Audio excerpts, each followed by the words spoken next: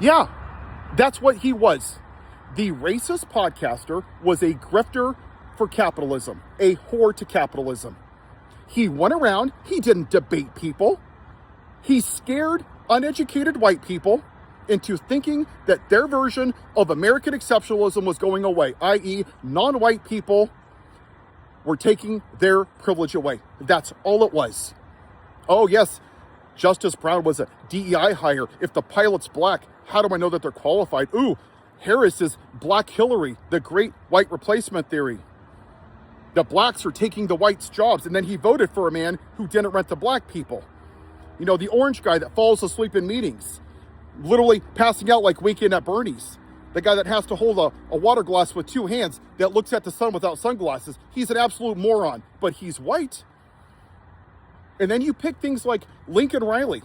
One white girl out of 41,000 that died from gun violence last year. Why? Because you need to anger white people.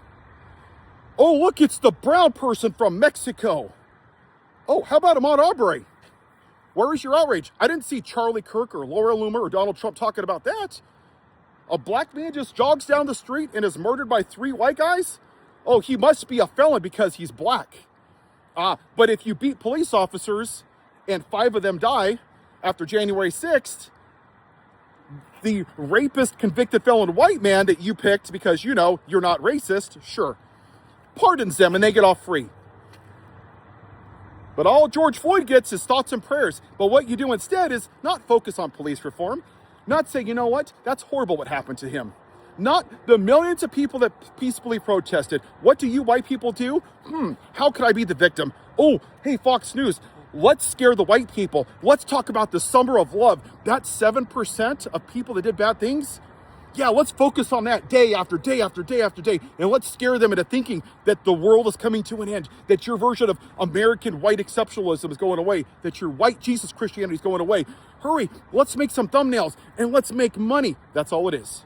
Whores to capitalism. And that's all he was. And for the record, he said, and this goes for Erica, for you too, because I'm sick of your bullshit. He said that it was worth the cost, I think, of dead Americans for the Second Amendment. You just thought everybody else would be the cost, not him. And for once, your white privilege got shit on. That's why you're upset about him. And you run out to Starbucks and you cry and go, oh, Charlie Kirk, oh, my poor privilege. You're what's wrong with this country. You care more about a barista at Starbucks not putting the name of a racist podcaster on the cup than Senator Hortman and her husband and her dog that were murdered. Or weeks before when the 7-year-olds were murdered. Or Sandy Hook, Uvalde. How many of you pro-life racists went out there and said, oh, we have to do something about gun violence? The number one cause of death in this country? Gun violence. Tell me, Laura, the racist podcaster that you worship like a deity, what has he done to fight for that? Just to save one life? Nothing. Nothing. How about you? Nothing. Trump? Nothing. Vance? Nothing. Mike Pence? Nothing. So you can shove your gold cross up your ass. You're not pro-life, you're pro-white. You all are white nationalists that are scared to death that a black woman was gonna run this country instead of out in the fields picking your damn cotton. Have yourself a white day, Lauren. Shove your gold cross up your ass.